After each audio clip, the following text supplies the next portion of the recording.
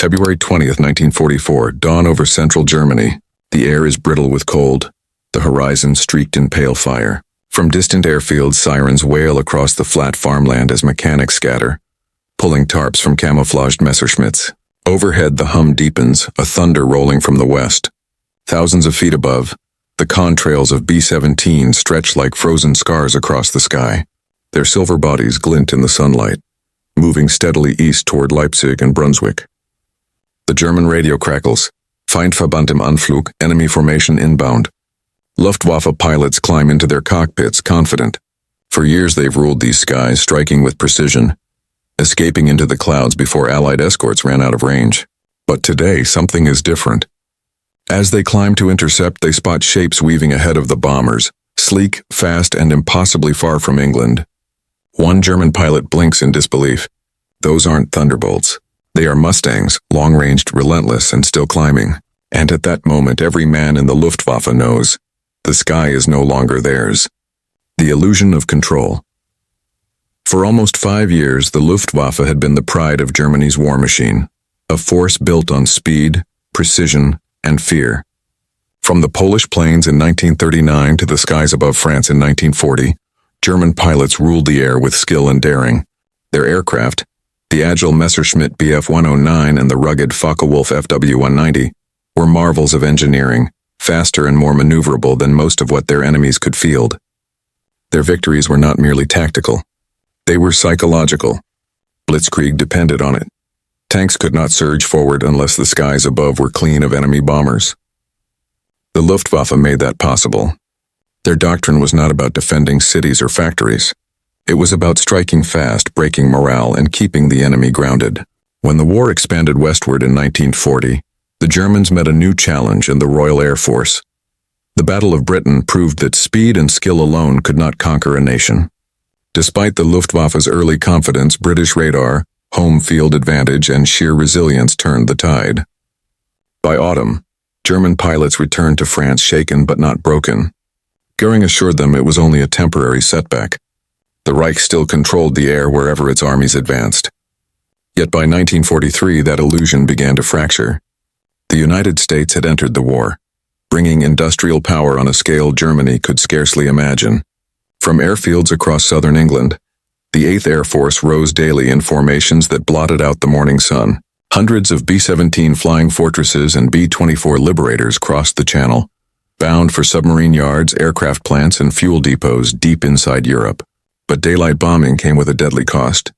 Without long-range escort, those bombers were easy prey. The RAF preferred night raids. The Americans insisted on daylight accuracy. The results were devastating. German interceptors tore through bomber formations with disciplined fury.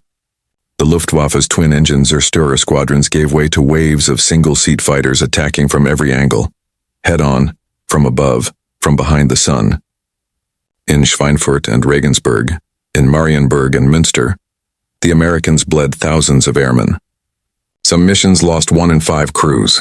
The phrase thousand-yard stare became common among returning pilots, haunted faces of men who had watched entire squadrons vanish in flames.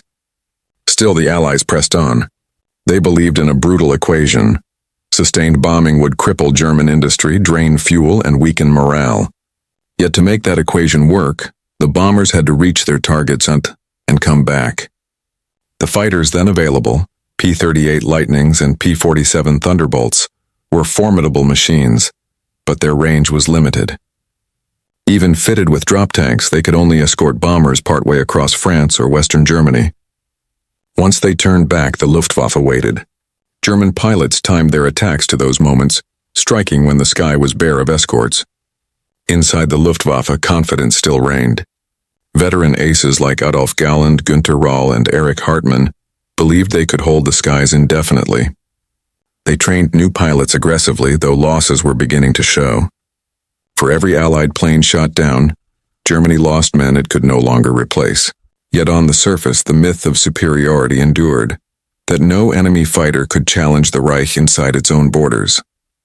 In Berlin, Göring boasted to his officers that no Allied bomber would ever appear over the capital.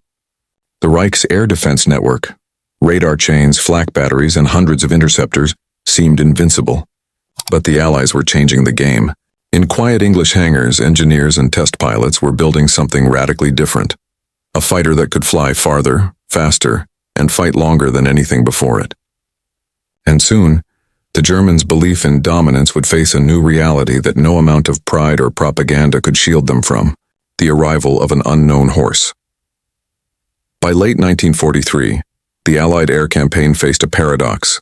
The bombers were striking deeper, but the farther they went, the higher the losses climbed. Factories at Schweinfurt and Regensburg had been hit hard, yet the price was unbearable. 60 bombers gone in a single day, hundreds of men missing. Each mission stretched the belief that the air war could be won by persistence alone. Inside the 8th Air Force headquarters at High Wycombe, commanders knew the truth. They could not continue sending crews to die without fighter protection all the way to target and back. They needed a machine that could keep pace with the bombers for the entire mission, across Belgium, deep into Germany, and home again. Early attempts had failed. The Lockheed P-38 Lightning was powerful but complex. Its twin engines often froze at high altitude in European winters. The Republic P-47 Thunderbolt, fast and durable, could carry fuel tanks to extend its range, but only to a point. Once the escorts turned back, the Luftwaffe closed in. The problem was not courage or tactics. It was chemistry and mathematics, the balance between fuel, weight, and performance. No Allied fighter could carry enough fuel without losing the agility needed to fight. Designers searched for solutions, experimenting with tanks, wings, and engines. The answer unexpectedly began in Britain. In 1940, North American Aviation had offered to build fighters for the RAF, proposing a new design from scratch. The result was the P-51 Mustang, sleek, low-drag, and built around aerodynamic efficiency. Its early versions, powered by the Allison engine, were agile at low altitude but weak at high level, unsuitable for bomber escort. The British, always curious about hybrid engineering, decided to fit the Mustang with a Rolls-Royce Merlin engine, the same power plant that had lifted the Spitfire and Hurricane to victory in the Battle of Britain. The transformation was astonishing. The Mustang's ceiling and speed leapt upward. Its range nearly doubled. Suddenly, here was a fighter that could travel to Berlin and back with the bombers, and still fight when it got there. When American engineers at Inglewood and Dallas adopted the Merlin upgrade, the definitive version was born, the P-51B and later the P-51D. With drop tanks slung under its wings, the Mustang could fly nearly 1,600 kilometers, enough to escort bombers across the heart of Germany. Its laminar flow wing design gave it speed without fuel penalty. Its 6 .50 caliber Browning guns could shred a Messerschmitt in seconds. At first, few in the Luftwaffe noticed. To German intelligence, the Mustang was just another Allied fighter, nothing remarkable. Reports from frontline pilots described it as fast but fragile, easy to handle with superior tactics. Commanders dismissed it as a limited-range design, believing the Thunderbolt and Spitfire still posed the main threat. They were wrong. In late 1943, as P-51 units began to replace Thunderbolts in the 8th Air Force, bomber crews sensed the change immediately. The Mustangs stayed longer, flew higher, and were still circling overhead even as the bombers reached targets once considered unreachable. By winter, American raids were striking deep into the Reich almost daily. Aircraft factories in Augsburg, ball-bearing plants in Schweinfurt, and oil refineries in Mersburg burned under relentless assault. Luftwaffe controllers began to report something alarming. Allied fighters were being spotted far beyond previous escort range, over Frankfurt, over Hanover, even over Berlin itself. To Goering, this was impossible. His advisors assured him the enemy fighters must have used hidden bases or temporary landings in occupied territory. He clung to the illusion that the Reich's air defenses still ruled its own skies. But among German pilots, rumors spread. They spoke of a new American fighter with uncanny endurance, faster in a dive than the FW-190, steadier than the Bf-109, and always appearing where it should not be. A ghost that never ran out of fuel. As 1944 approached, the Mustang's presence grew daily. Its squadrons of the 354th Pioneer Mustang Group, the 357th Oxford Boys, and the famed 332nd Red Tails of the Tuskegee Airmen began escorting bomber streams into the industrial core of Germany. In the ready rooms of Luftwaffe bases from Würzburg to Magdeburg, Pilots studied recognition charts and quietly wondered, what happens when the bombers no longer fly alone? That question would soon be answered, in fire, smoke, and the slow unraveling of an air force once convinced it was invincible. Men, machines, and the geometry of war. For the Luftwaffe pilot in early 1944, the war had changed beyond recognition. Gone were the days of clear skies and confident hunts over France or the Channel. Now every sortie felt like a test of survival. Germany's veterans, men like Erich Hartmann, Gerhard Barkhorn, and Adolf Galland, still scored kills, but each mission grew harder. Their once pristine formations were now patched together with boys barely out of flight school. These young pilots rushed through training, faced overwhelming odds. They flew outdated aircraft with limited fuel and no radar assistance, often taking off under bombardment. Many never even saw their first target before being shot down. The Luftwaffe's proud fighter wings, Jagdgeschwader 26, Jagdgeschwader 54, were shells of their former selves. Across the Channel, the men of the U.S. 8th Air Force faced a different nightmare. The bomber crews lived in a rhythm of dread, long pre-dawn briefings, endless missions into flak and fire. They called their daylight formations flying fortresses, yet everyone knew how easily those fortresses burned. Every man had seen B-17s explode mid-air, their wings folding like paper, their crews tumbling out in smoke and flame. But when the P-51 Mustang arrived, everything changed. For the first time, bomber crews saw American fighters still alongside them as they turned for home.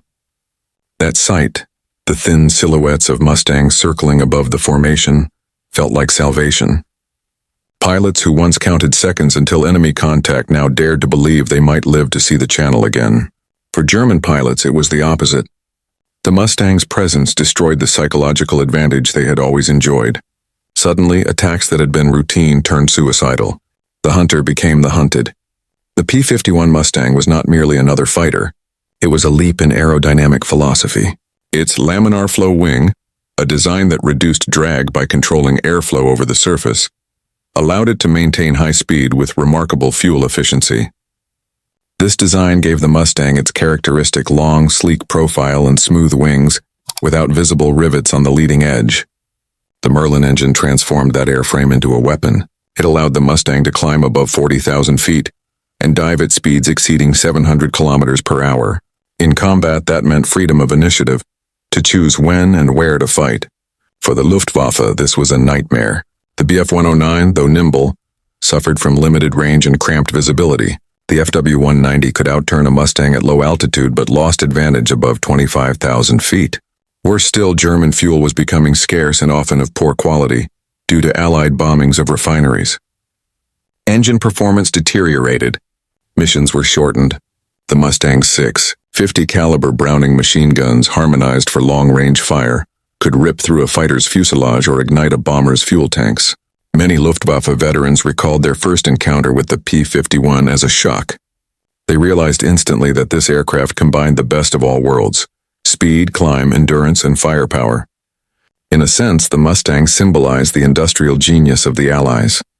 It was not born from desperation but from adaptation.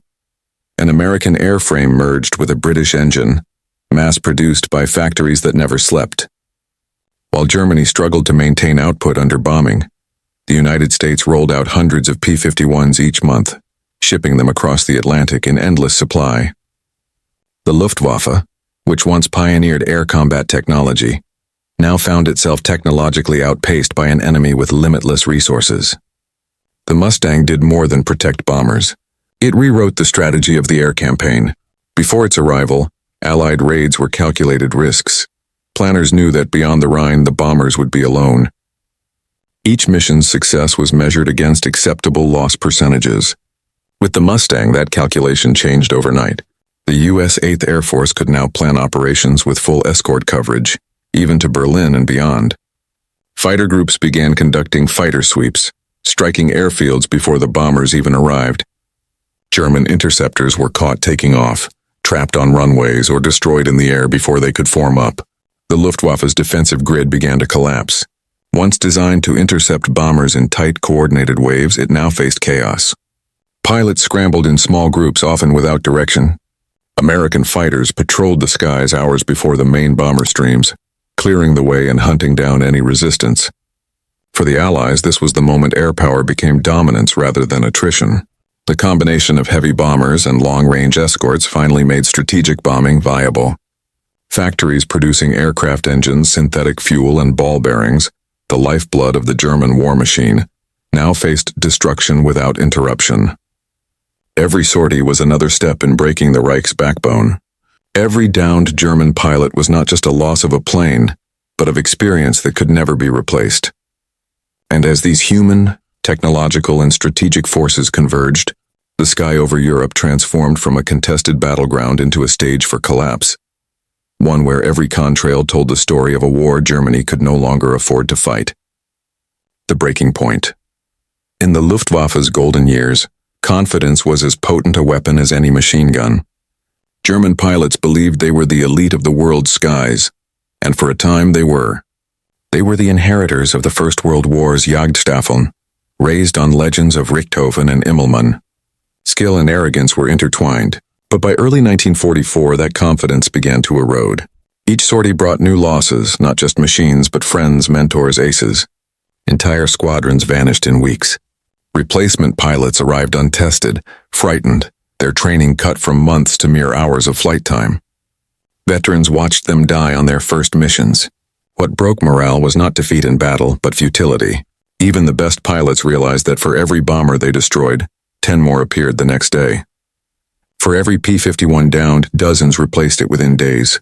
The endless silver formations crossing the sky symbolized something larger, an enemy with infinite reach. One Luftwaffe veteran later wrote, "We were not beaten by men but by numbers and machines that never stopped coming." Another recalled seeing Mustangs still circling over Berlin in March 1944 and whispering to himself, "This is the end." For the American airmen, the psychological balance reversed. The Mustang's arrival turned dread into determination. Crews who once watched helplessly as German fighters tore through their formations now cheered when the sleek silhouettes appeared above. The radio chatter, once grim, filled with calm relief. Little friends are here. The war in the air was no longer about courage alone. It was about faith, endurance, and the slow erosion of an enemy's will to fight. At the heart of the Luftwaffe's collapse lay failed leadership.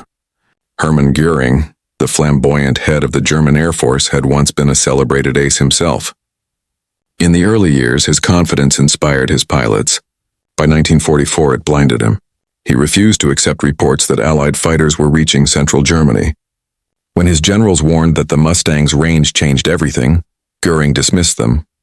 He blamed cowardice, poor tactics, even weather. His lavish headquarters in Carenhall became a palace of delusion, where statistics were filtered and bad news buried. The Luftwaffe's command structure, once fluid and innovative, hardened into bureaucracy. Field commanders were forbidden to act independently. Aircraft production was prioritized for political prestige rather than necessity. Jet programs were delayed, night fighters reassigned to meaningless tasks, and veteran officers transferred for disagreeing with Göring's optimism. Meanwhile, Hitler's influence poisoned strategic logic. Obsessed with offense, he refused to invest fully in defensive aircraft. Promising designs like the Me-262 were delayed as he insisted on converting them into bombers. When the P-51 began escorting bombers over Berlin, Hitler demanded vengeance through miracle weapons, V-2 rockets, jet prototypes, and propaganda slogans, none of which could contest air superiority. Inside the Luftwaffe, despair grew. Gallant, now a senior officer, confronted Göring in a heated meeting. "You have sacrificed the fighter arm," he said bluntly. Göring exploded with rage but knew it was true.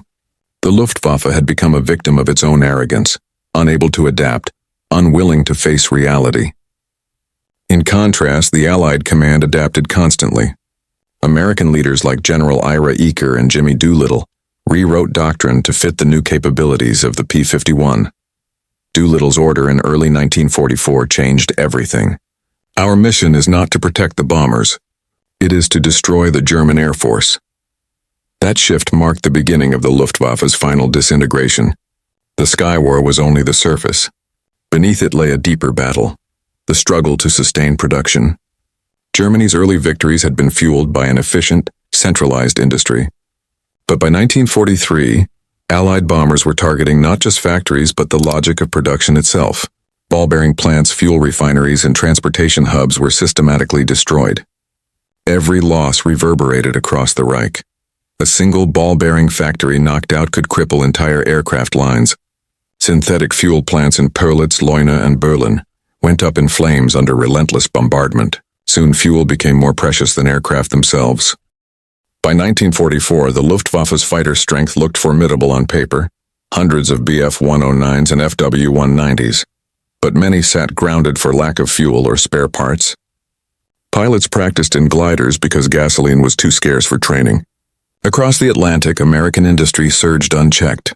Detroit built aircraft engines beside car parts. Women worked night shifts riveting Mustang wings. Liberty ships carried fuel, aluminum, and spare engines to Britain faster than German submarines could sink them. It was a war of momentum, and the Reich had lost it.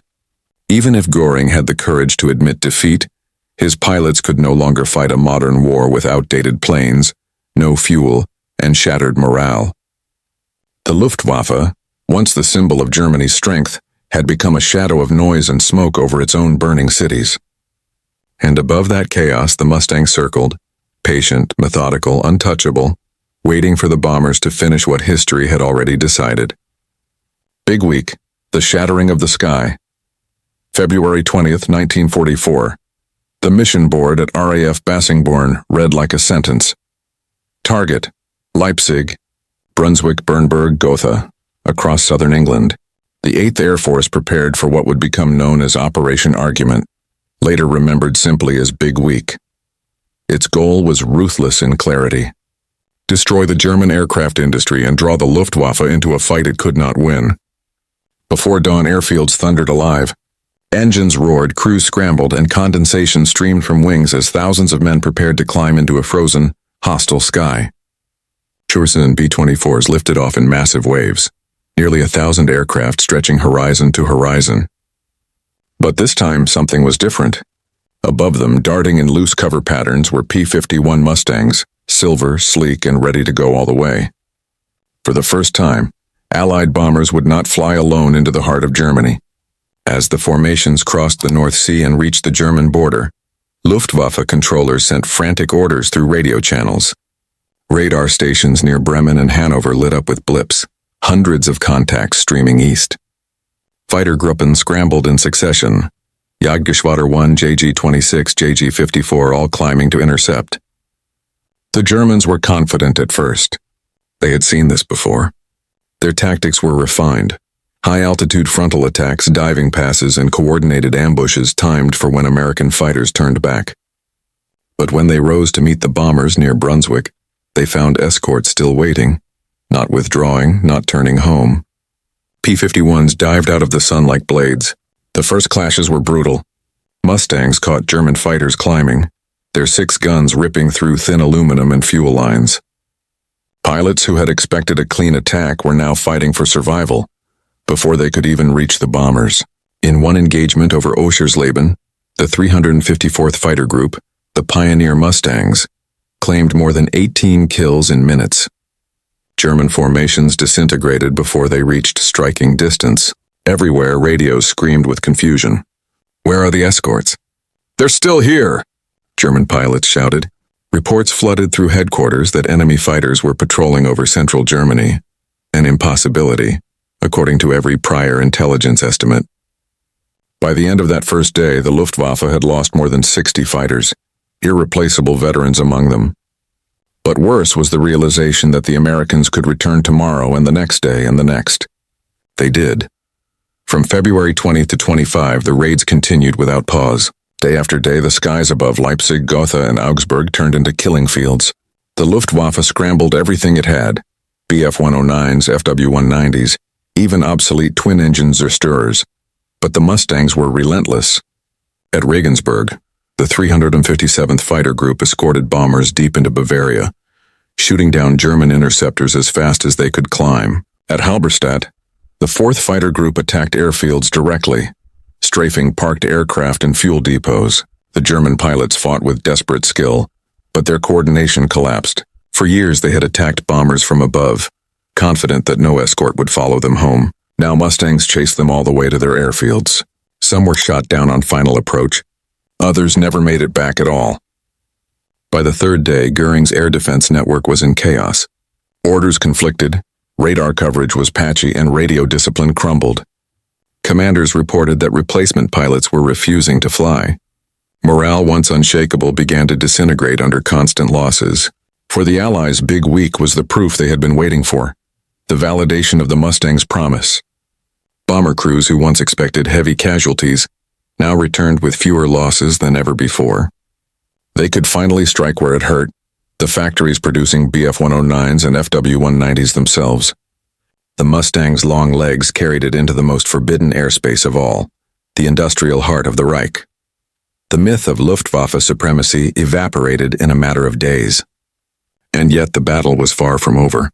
The Luftwaffe, bloodied but not broken, would make one last stand, a desperate attempt to defend Berlin itself, and with it, the last illusion of control over the war-torn skies of Europe.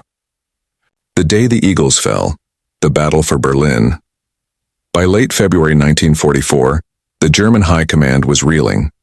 Reports from radar stations were grim. Hundreds of American bombers escorted by long-range fighters penetrating deeper than ever before. The Luftwaffe's once invincible defense network was bleeding from every artery. But the Allies were not finished. Their next target was the heart of the Reich itself, Berlin. For Hermann Goering, Reichsmarshal and architect of the Luftwaffe, the news was unbearable. Months earlier, he had boasted to Hitler and his subordinates, "No enemy bomber will ever fly over the Reich capital. If they do, you can call me Meyer." Now, as American formations massed over the North Sea once more, his words hung over him like a curse. March 4, 1944, dawn at Bassingbourn. Pilots gathered around briefing maps pinned with red strings converging on a single word: Berlin. For years, bomber crews had whispered about this day. It was the symbolic target, the enemy's heart, the ultimate test. The 8th Air Force would send over 700 bombers, covered by the new P-51 Mustangs flying from English fields, and increasingly from newly captured bases in France. The sky that morning was leaden with cloud, and many formations turned back due to weather. But for those who pressed on, history awaited them. As the bombers approached the outskirts of Berlin, Luftwaffe radar tracked their movement with disbelief. Controllers shouted across phones and radios, "They're coming for the capital." Fighter Gruppen scrambled from bases around Wittenberg, Magdeburg, and Brandenburg. The airfields were mud and slush, the fuel stores dwindling. Pilots, many of them barely 20 years old, took off into gray skies already crowded with contrails. The first encounters erupted west of Berlin. German fighters streaked in, attempting head-on attacks against the bomber streams. But just as they broke through, the Mustangs were there, diving from altitude, cutting across their paths with devastating precision. It was a slaughter. The Luftwaffe's best remaining squadrons, JG-26 Schlageter and JG-54 Grünherz, were torn apart. Dozens of Fw-190s and Bf-109s fell in flames over the Brandenburg countryside. American crews watching from their turrets saw something they had never witnessed before: German formations breaking and scattering without completing their attack runs. Among those who fought that day was a young Luftwaffe ace named Wilhelm Batz. He recalled later that the Mustangs appeared from nowhere, above, below, behind. They were like wolves circling the herd. He survived the mission, but most of his comrades did not. By the time the surviving B-17s turned for home, they had done what Goering swore would never happen. They had bombed Berlin in daylight and returned to tell the tale. The psychological blow was devastating. Civilians in Berlin huddled in shelters as the sirens wailed, the ground trembling under the thunder of American bombs. In the ruins, propaganda loudspeakers still promised victory, but everyone knew the truth. The Allies now owned the sky. In the weeks that followed, the raids intensified. Mustangs prowled far beyond bomber escort zones, hunting Luftwaffe fighters as they took off or landed. The once feared German aces, men like Walter Dahl and Adolf Galland, fought with grim resolve, but even they admitted privately that the war in the air was lost. Fuel shortages compounded the disaster. Allied bombing of synthetic fuel plants at Leuna and Mersburg began to strangle Germany's aviation industry. By April 1944, new aircraft were rolling off the assembly lines faster than they could be fueled or flown. The Luftwaffe's reserves of trained pilots collapsed completely. Every new recruit was a child, boys barely 18, rushed through training and sent into combat with less than 30 hours of flight time. They climbed into gleaming Bf-109s with trembling hands, often to be shot down before firing a single burst. The veteran aces watched helplessly. "We were lions led by children," one recalled. Göring, once flamboyant and untouchable, now hid his despair behind grand speeches and hollow threats. He blamed subordinates, weather, even cowardice among his men. But in private he admitted the truth. When asked how American fighters had reached Berlin, he muttered bitterly, "The damned Mustangs. They can fly as far as they like." By the spring of 1944, Luftwaffe losses were catastrophic. In March alone, over 1,500 fighters were destroyed, more than the entire production of a month.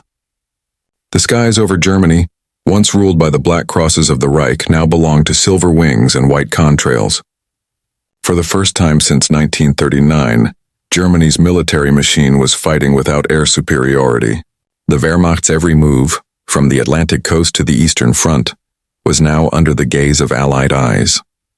The Luftwaffe, the pride of Hitler's early conquests, had been broken not by numbers alone but by endurance, and by a single aircraft that could finally go the distance. The P-51 Mustang had changed everything, the fall of the Eagles. By the summer of 1944, the Luftwaffe was a shadow of the force that once ruled Europe's skies. What had begun as a proud, aggressive air arm had become a desperate, bleeding defense network, fragmented, underfueled, and overwhelmed. In every direction, the Allies pressed their advantage. With the Luftwaffe crippled, bomber formations roamed almost unopposed across the continent. Oil refineries, ball-bearing factories, and rail junctions, once protected by layers of fighters and flak, were reduced to smoking craters. The German High Command could no longer disguise the scale of the disaster. Production reports showed catastrophic losses. Fighter output remained high, but few machines ever reached operational units. Trains carrying new aircraft were bombed before arriving. Airfields were cratered daily by Allied fighter sweeps. Every new pilot lost represented months of irreplaceable training.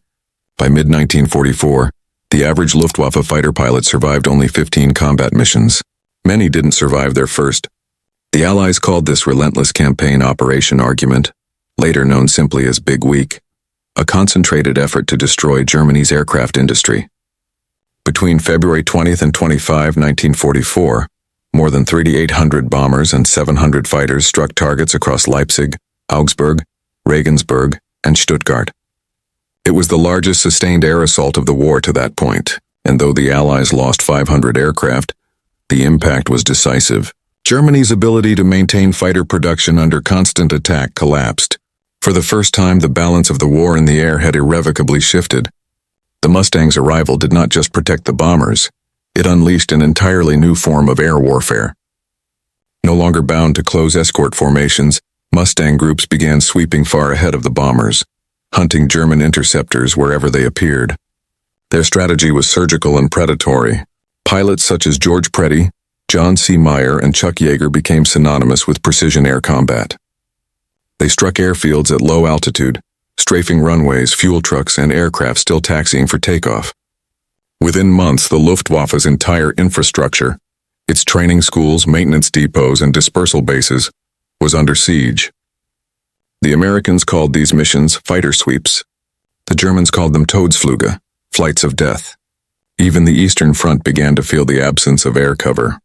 Soviet forces advancing westward met little resistance from the skies. The once proud Luftwaffe, which had dominated Stalingrad and Kursk, now fought merely to delay the inevitable. Fuel shortages turned the crisis into catastrophe. Synthetic fuel plants in Luna, Bleckhammer, and Pulitz, key to Germany's aviation survival, were repeatedly bombed until production nearly ceased. By autumn 1944, the Luftwaffe received less than 10% of the aviation fuel it needed.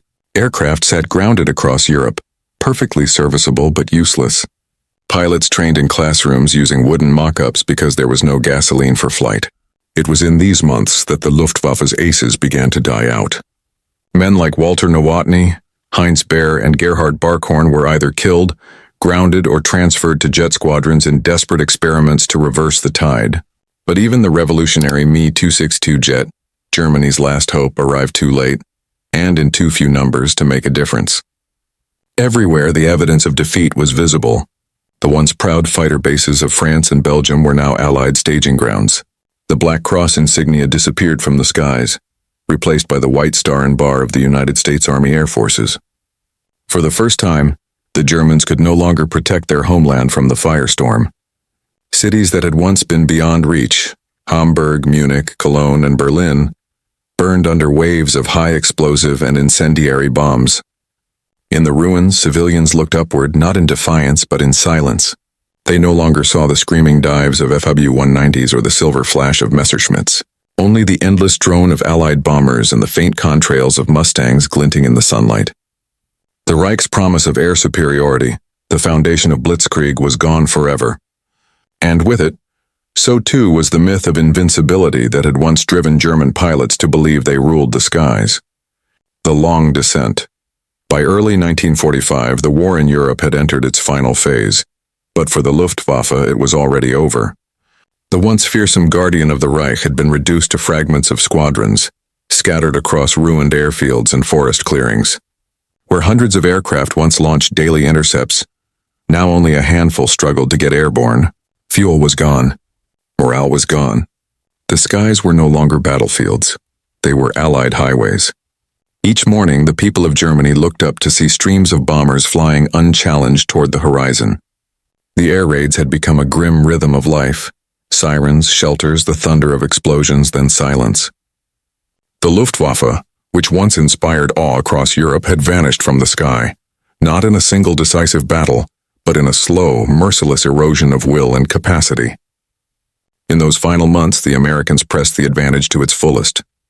Mustang squadrons patrolled nearly every air corridor across Western Europe, attacking railways, convoys, and retreating columns. The term air supremacy no longer needed explanation. It was visible in every burning city, every halted German division, every convoy smashed before it could reach the front. Even the famed jet fighters and the Me-262 could not turn the tide. Though faster than any Allied aircraft, they were too few, too late, and too vulnerable during takeoff and landing. Mustang pilots learned to wait near airfields, pouncing on jets as they struggled to climb. The Luftwaffe's last technological miracle was defeated not in the sky, but on the runway. For the men who had once believed they were the elite of Europe, the change was devastating. Veteran German pilots, those who had survived since 1939, spoke of despair rather than defeat. They saw in the endless contrails above their homeland not just an enemy, but the collapse of an idea that Germany's skies could ever again belong to the Reich. Meanwhile, for the Allied airmen, the transformation was profound. In 1943, a daylight bomber crew had almost no chance of surviving 25 missions. By mid-1944, with Mustangs overhead, survival rates soared. For the first time, bomber crews could watch dogfights unfold above them and know the enemy was the one in danger. It changed the psychology of the air war. Confidence replaced fear. Precision replaced desperation. Commanders like General Jimmy Doolittle and General Karl Spaatz realized they no longer needed to hold fighters close to the bombers. The Mustang's speed and range allowed them to seek out the Luftwaffe wherever it hid, to destroy it before it could even engage. By the time the Allies launched their invasion of Normandy in June 1944, the skies were already won. German ground forces fought under a constant shadow of Allied aircraft. Every movement by day risked annihilation. Tanks were bombed, supply lines shredded, and columns broken apart before reaching the front. The Luftwaffe could do nothing but watch. When Berlin finally fell in May 1945, there were few Luftwaffe aircraft left to defend it. A handful of Me-262s and Fu-190s still tried to fight, but their sorties were brief and hopeless. The airfields outside the capital were littered with wreckage, some destroyed in combat, others deliberately burned by retreating crews who refused to let them fall into Allied hands. For Germany, the loss of air power was more than a military defeat. It was a symbolic death. The same nation that once believed its pilots were the heirs of chivalry and courage had been brought to ruin by the relentless logic of industrial warfare. And at the center of that change was one aircraft, the North American P-51 Mustang. It became more than a fighter. It was a statement that technology, endurance, and sheer will could overturn years of domination. In every photo of Allied victory parades, Mustangs fly low overhead, their long noses gleaming, their canopies reflecting the light of a Europe finally free from the roar of enemy bombers. For the Luftwaffe, it marked the end of an era. For the Allies, it marked the dawn of a new one. The moment when the balance of power in the air, and in the war itself, shifted forever. The sky that changed forever. When the last guns fell silent in 1945, the war in Europe ended not just on the ground, but in the air. Above the shattered cities, the contrails faded, and for the first time in 6 years, the sky belonged to no one. The story of the Luftwaffe and the Mustang was more than a contest of machines. It was the end of one age and the beginning of another. The Luftwaffe had been born from the daring spirit of early flight, from men who believed courage could overcome any limit. But courage by itself could not defeat the tide of innovation, logistics, and endurance that the Allies unleashed. The P-51 Mustang symbolized that shift. It was not a miracle weapon. It was a product of collaboration, British design, American industry, and the lessons of countless failed missions. Its success proved that victory in modern war belonged to those who could adapt faster, build smarter, and think beyond the next battle. For German pilots, the war's end brought silence where once there had been pride. The men who had ruled the skies from Warsaw to Paris returned to a homeland in ruins. Their belief in invincibility had dissolved into memory. For the Allied pilots who flew the Mustang, there was triumph, but also a haunting awareness of cost. Thousands of airmen never came home. The sky had been their battlefield, but also their grave. When historians look back, they see more than just numbers. More than bombers lost, fighters downed, or factories destroyed. They see the moment when air power decided the fate of a continent. The Luftwaffe had begun the war believing it ruled the heavens. The Mustang ended it by proving that no empire, no matter how proud, could hold the sky forever. Because in the end, air supremacy was not about domination. It was about endurance and the will to keep flying when every sky seemed lost. And in that will, in those long silver wings glinting against the cold, empty air, the story of freedom found its horizon.